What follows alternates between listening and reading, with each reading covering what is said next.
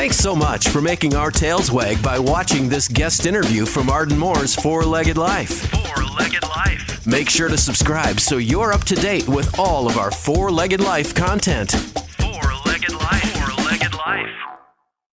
Pause up, pet pals. Welcome to Arden Moore's Four-Legged Life show. I'm your host, Arden Moore. Hey, we're going to be sharing big news. Make that big news today that may improve the health of our fine felines. With us today from Animal Biome to discuss these groundbreaking studies are Dr. Holly Ganz and Dr. Tonya Cooksey. Welcome to the show, ladies. Thank you so much. Now, quickly, Dr. Holly Ganz is the Chief Scientific Officer and co-founder of Animal Biome, and Dr. Tonya Cooksey is the Director of Veterinary Relations there at Animal Biome. Got your titles out, right? All good? Yes. All right. I love cats. I love dogs. And I am so excited that you both are here today because, folks, there hasn't been enough studies on cats.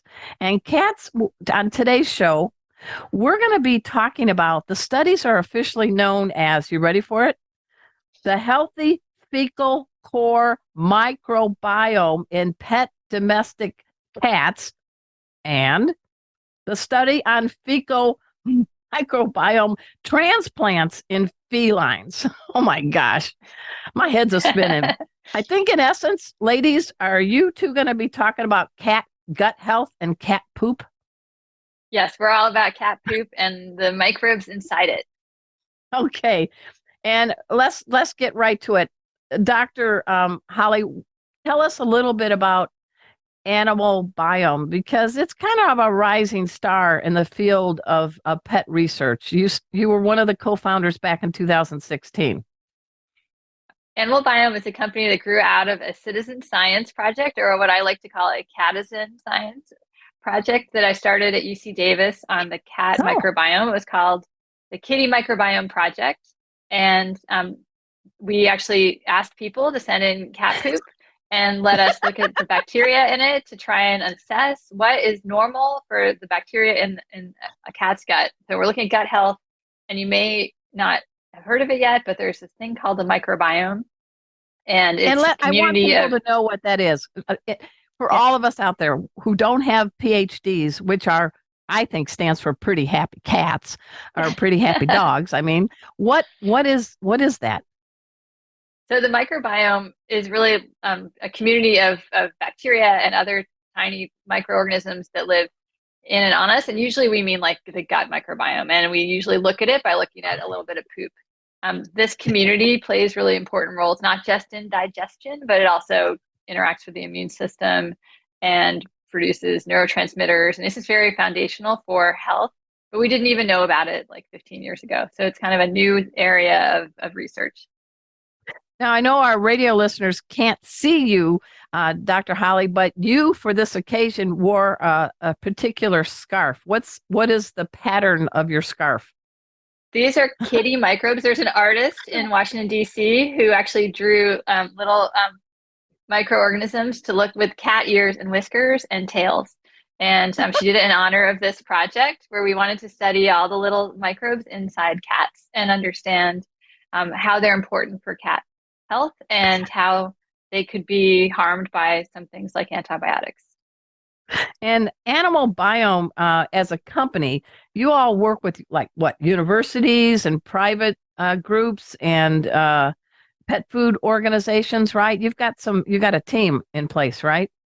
Yeah, we a bunch of us came from academia, and then we do partnerships. We have partnerships with a number of different pet food companies, and we have universities using some of our materials in studies that I can sort of go into in more detail. And Dr. Tonya, you were in private practice, right, before you came on board to Animal Biome? I have a weird kind of travel to Animal Biome. Oh, I love weird tales. Come on, tell us. I was in private practice for a little bit, loved it, moved to corporate practice, found out that wasn't my bag, And then Okay. I moved back into actually teaching. So I was teaching at my former high school. There's a program where kids in high school can learn to be veterinary assistants. And that's the program Nice. I went through in order to learn and my love of it before going off to vet school. So I was actually teaching in my old classroom for 7 years before moving over to Animal Biome. Did you find the gum you put under the desk from when you were a student? Hey, I was the quiet kid in the back. That was me. So, what do you think about being part of the Animal Biome team? What I drew love you it. there? I've been here since this past summer, and I have honestly loved learning. That's the science geek in me. I love learning all the new research going into the microbiome. And like you, I'm a cat lover, so I love that we're have a lot of focus on not only dog health but cat health. Because my cat patients, they were the ones who were always pushed to the wayside when it came to medications and things we developed for them. So I like that we really focus on both species and companion animals. And it sounds like it is cats are starting to less become second-class citizens. That's what I'm wondering.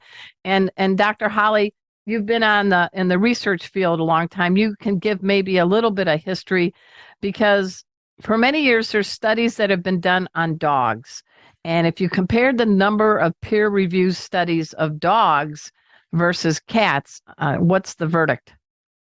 Oh yeah, I mean, for this one of the studies that we're wanting to talk about today, there's at least a dozen papers in dogs. There are only 2 in cats, and each one of them were a case study of 1 cat. So there's only 2 cats have been studied for this Wow. one really life-changing product medical procedure that we're trying to advocate for. And we've got a couple minutes before the break, and I just got to say, you are asking people to send in poop samples. I can only imagine the poor delivery person. Something smells not very fresh. I'm just teasing, but you have to have a sense of humor. You're collecting cat poop for research. Come on, tell me, right? Absolutely. That's right. Yeah. So that's why we put glasses on our cat and dog and the logo, and we want people to know that we think we know poop is funny. We love the poop emoji. But it's also really, it's something that it's waste product. It's super useful to look at, and we can learn a lot. So can I call you both professional poopologists? I'd be honored. I wonder if I dare you to put that on your income tax occupation, professional poopologist. I don't know. You might get audited. I'm just kidding. We're going to dive into the 2 different studies. We're going to be taking a break soon, but I want people, please go after the show to animalbiome.com, and that's animal, BIOME.com, because you have some kits out there too, right, for the public. Dr. Holly, tell us quickly about what are the 3 kits? Yeah, I mean, so basically we ask you to collect a small bit of poop and put it in a little tube and put it and you carefully wrap it up and put it in a plastic bag so it doesn't leak in the mail, so the postal carrier is very happy. And then we actually do some fancy things in the lab to look at what's there and how your cat compares to healthy cats. So it's kind of like the 4-legged version of Cologuard. Yeah, it's convenient like that, although maybe less disgusting. I don't know. All right. We're having a great time. We're talking with Dr. Holly Ganz and Dr. Tonya Cooksey. They're from Animal Biome. We're going to dive into these studies after we take this break. You all know the drill. We're going to sit and purr, and we'll be right back.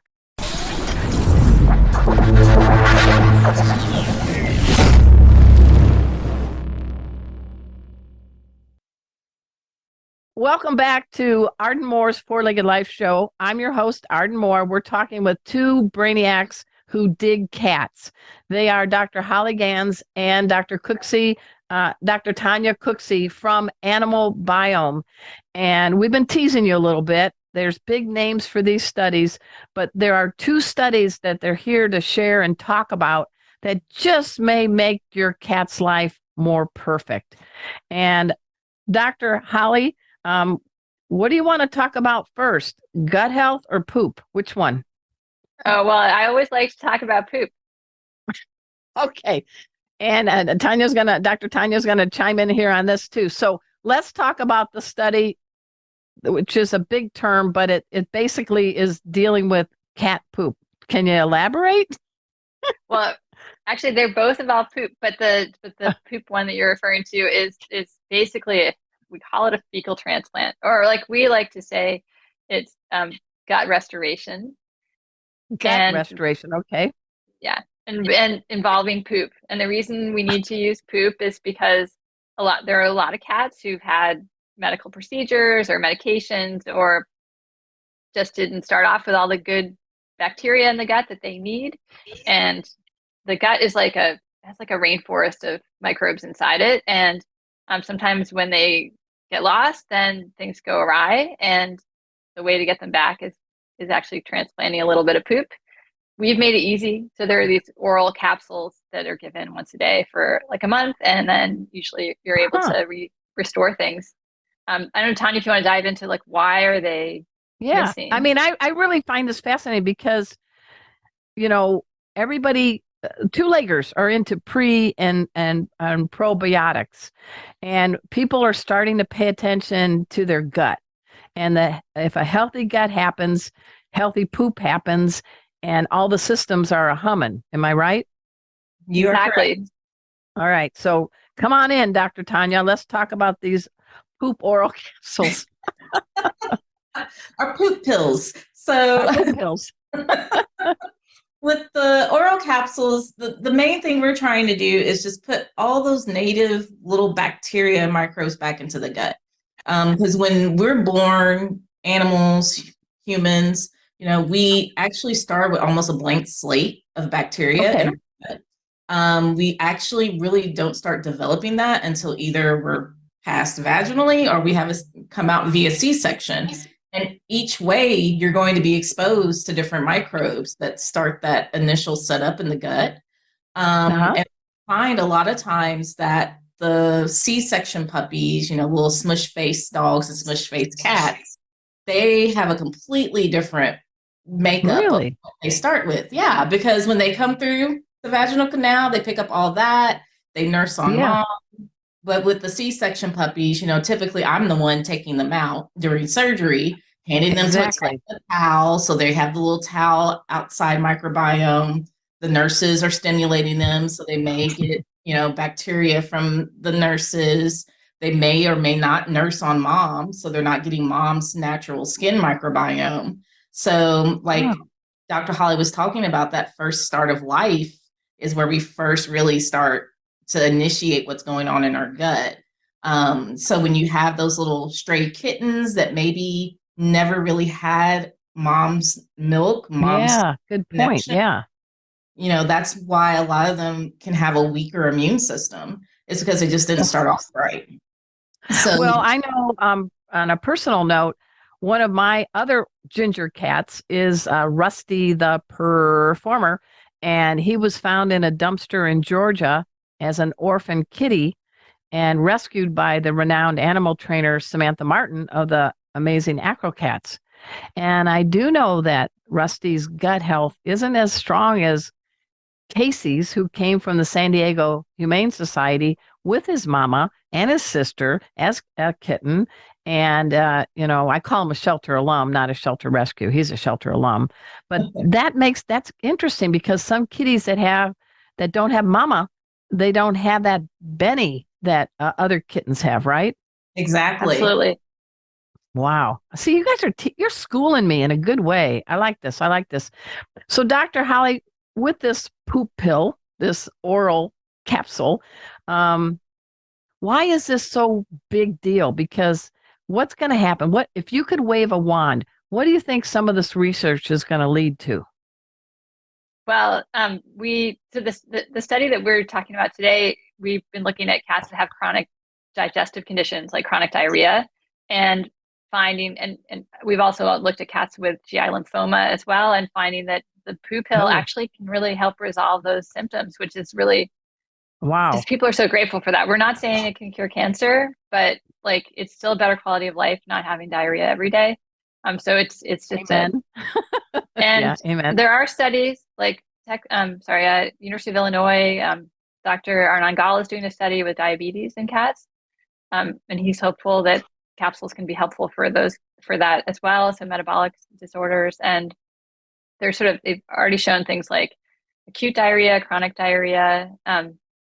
Those have been the initial focuses, but there's more things that people are thinking about because the microbiome is really health. Yeah.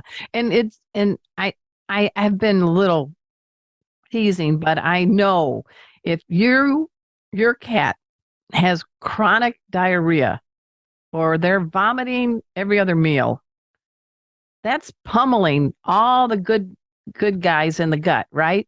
And what happens to the body when you got the squirts and you got that? That's the medical term. Ooh.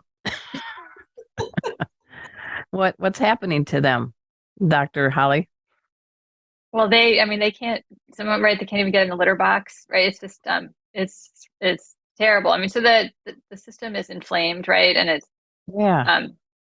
and I mean, what's happening is pretty complicated, and there can be a host of things going on there, in terms of like different parts of right. The GI system has lots of organs that interact with it, and the immune system is interacting with it. But typically, we think about the gut barrier and how the lining has sort of been disrupted, and you get things leaking across, and so that can allow like pathogens to invade the bloodstream, and like it's just there's a lot of gastric reflux.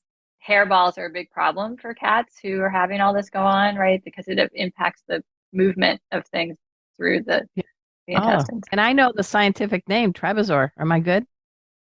Yes. She knows the name. Yeah, baby. All right. Yeah, we're going to continue with Dr. Holly Ganz and Dr. Tonya Cooksey. We're talking a little bit about this study with the oral capsules that may help the gut health and make sure your poop you scoop is looking like a Tootsie Roll after we take this break. So I want all of you to sit and purr. We'll be right back.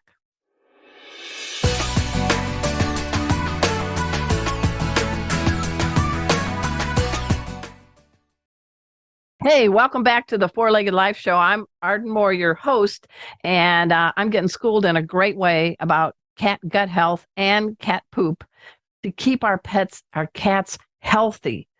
And we do know that cats are both prey and predator. We do know that they don't really want to tell us when they don't feel good like our dogs do. And so today with us are two people from Animal Biome that are really up in the game for cat health. And they are Dr. Holly Ganz, who is the co-founder of Animal Biome, and Dr. Tonya Cooksey, who is the director of veterinary relations. I am so glad you guys are putting up with my bad jokes and things like that, but I am serious. I want people to know about you, about your company, about the research.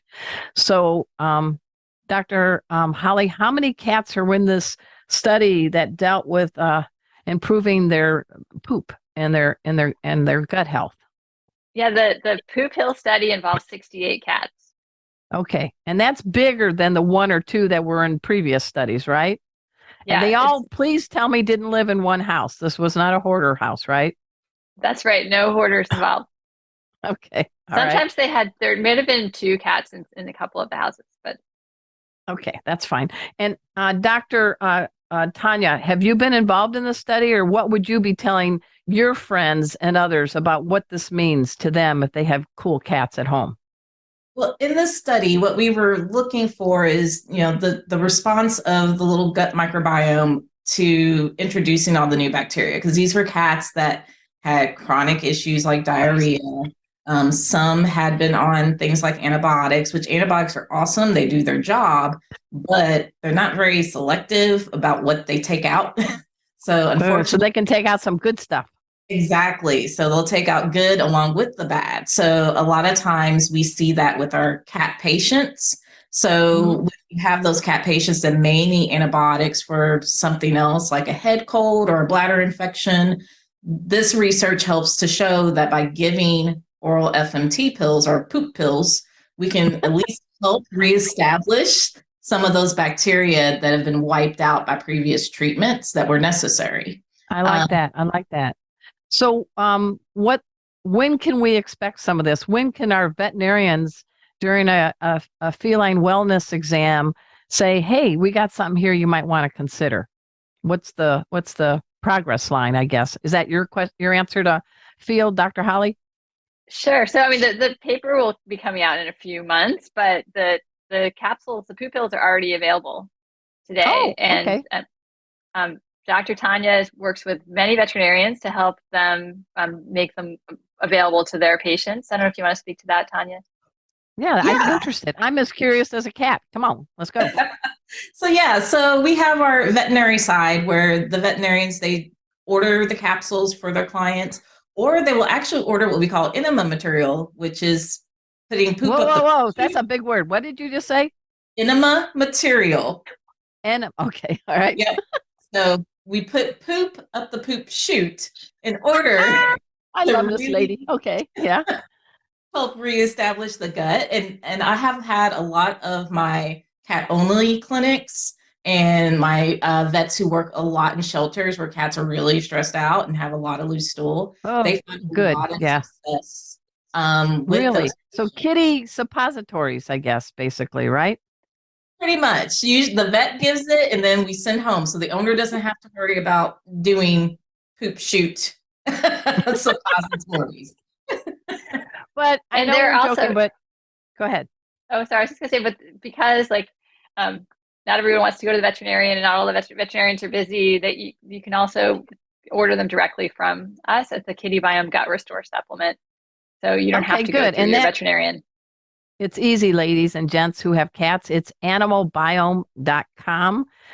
I do know that stress can impact a cat, psychologically and physically. And as someone that's part of the Fear Free Pets, it's all about FAS, fear, anxiety, and stress.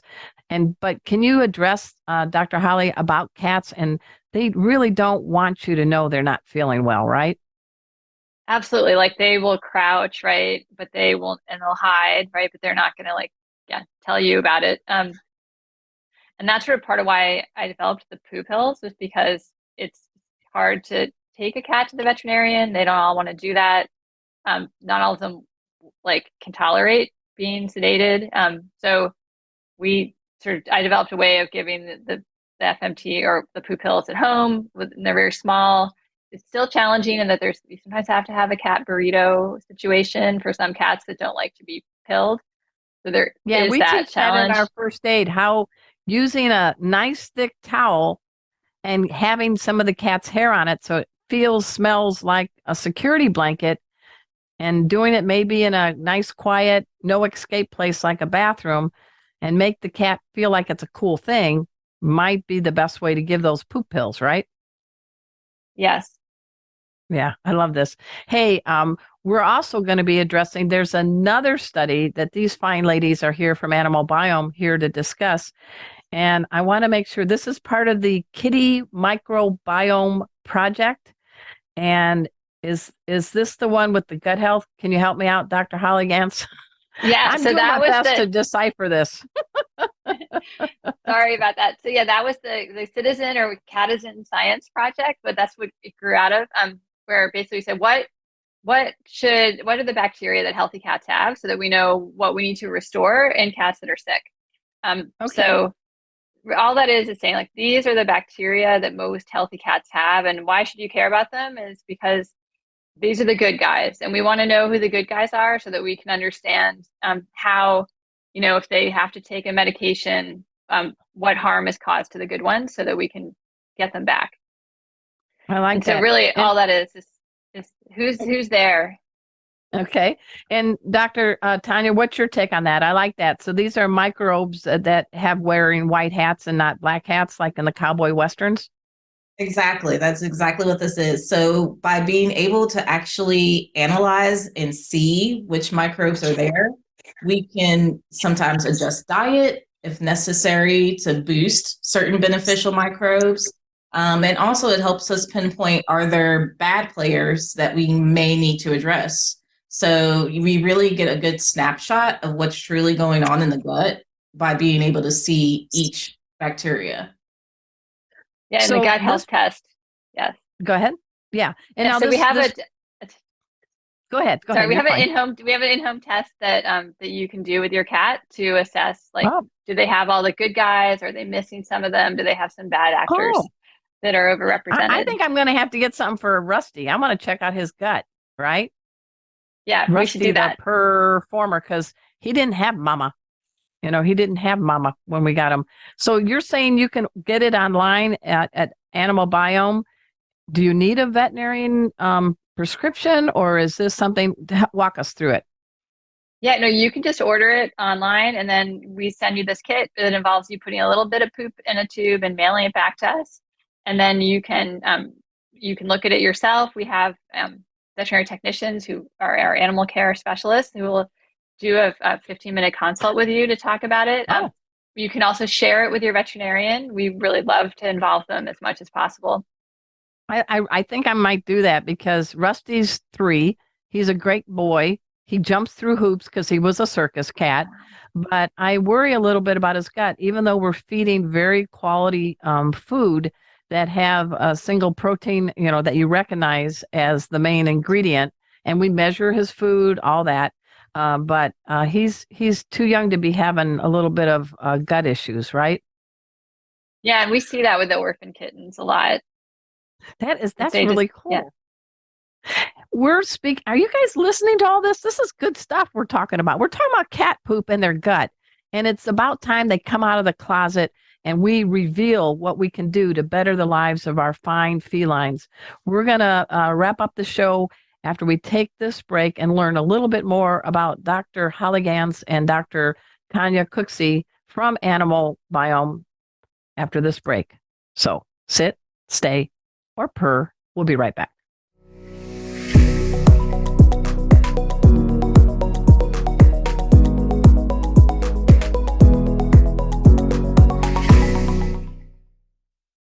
Welcome back to the Four-Legged Life Show. I'm your host, Arden Moore. We're talking about cat poop and cat gut, and they need to both be healthy. And with us to kind of share some new advances and what's happening on that frontier are the folks from Animal Biome. We have Dr. Holly Ganz. She is a co-founder of Animal Biome, and Dr. Tonya Cooksey, and she is the director of veterinary relations.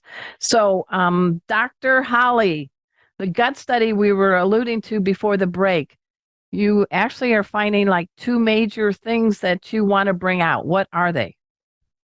That's right. In addition to identifying which are the good bacteria in the gut of cats, of healthy cats, we found 2 interesting things. One is that the diet you feed your cat is going to have a large effect on who's there in terms of the bacteria there.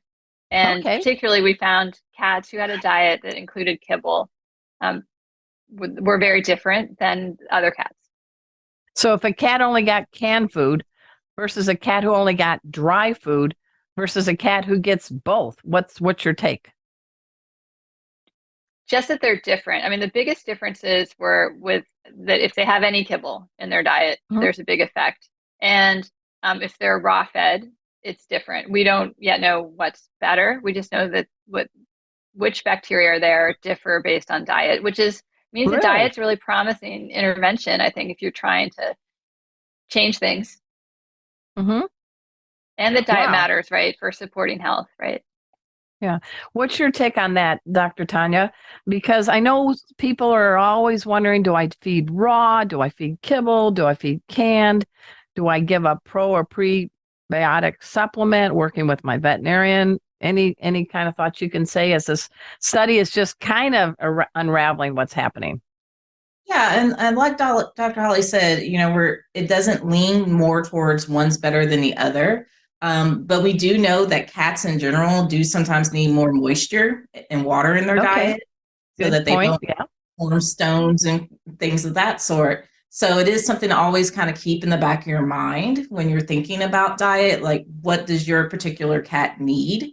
If you have a history of things like stones, maybe you do need to do a mixture of kibble and wet in order not only to get the moisture there, but there could be a connection with the gut as well, informing what's going on in the bladder. So there's so much research that can be done still to show all those other connections that kind of go together to connect that diet with the bacteria and what else can go on in the body. Now, I will say, in addition to hosting the show, I do write the nutrition column for both Catster and Dogster magazine. So you guys be prepared for me to bombard you with some questions down the road for other topics, because you're my brainiac friends now. You're my buds, your brainiac buds. There's another point you wanted to bring out, Dr. Holly, about this gut study, and what is that? The other really exciting thing I thought was that we found that of the good bugs that we found in healthy cats, we did find that the number of them decreased with age. And we do know that like things start to change as we get older, and this seems to be true even among healthy cats. So it wasn't because those older cats were sick. They were apparently healthy according to what they could tell, because cats don't tell you, I guess. So it was small but significant decrease in the number of good bugs with age. So if you could wave a wand, what do you see the world of cat health in 5 years through things like what you're doing at Animal Biome?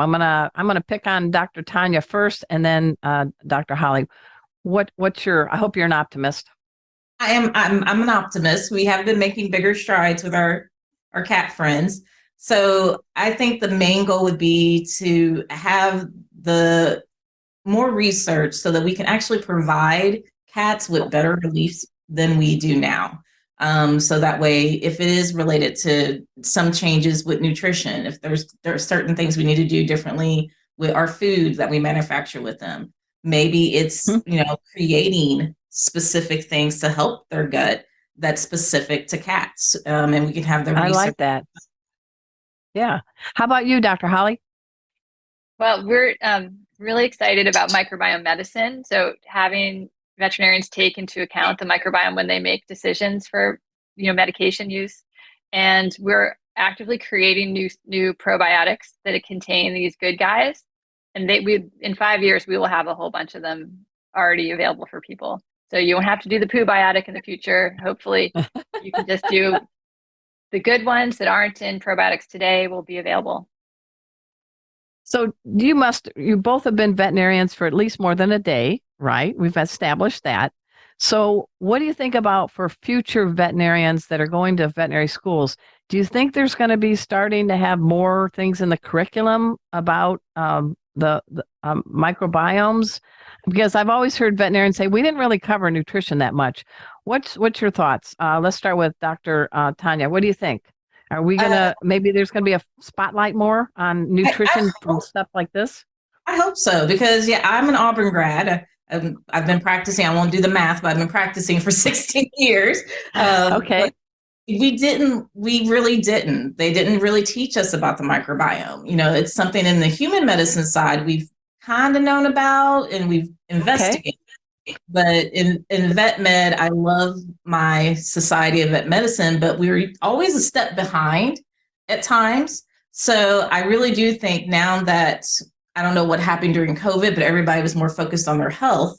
And that's, yes, good point. And it's expanding into being focused on their pet's health. I think now we're at a point where they're going to really start talking about this more in the curriculum of vet schools. I hope so. And Dr. Holly, what's your thoughts about the future of the spotlight being turned more on the gut health of our cats and our dogs with the microbiomes? I think it's coming. I think you're right. Like nutrition is under taught in veterinary schools, and microbiome is way behind that. I think those things together, though, are going to be, I think microbiome and nutrition are going to become a more really important part of the curriculum. But it takes time to change things like that. But schools are already starting to hire people, professors to focus on this. So it is coming. I like nutrition. I mean, years ago I worked at Prevention Magazine and I learned a lot. I got to work with human nutritionists, and now doing the nutrition column for Dogster and Catster. I get to speak with experts like yourselves. It makes me a better consumer because I want to give quality food for my dogs and my cats because I don't want to have them develop something that could be a condition that's expensive and it could shorten their life. So I invest up front, I guess is my theme. What's your take on that, Dr. Holly? Oh yeah, I invest in my pet's diet. I think that it's just like my own. I should do better for myself too. But Yeah. I garden and Well, cook for myself and give my pets the best I can. and you want to do a shout out? Who are your four-leggers? Oh, Charlie and Darwin. Ooh, of course, Darwin. Come on, she's got it. And are they cats, dogs? What are they? I have two dogs now. We used to have Panther, our former feral black cat who we adored, who felt a little mixed about us, but we don't have her anymore. So down to just the two pups. Shout out to Charlie and Darwin because they're tuning in right now. I know they are. And Dr. Tonya, who are your four-leggers?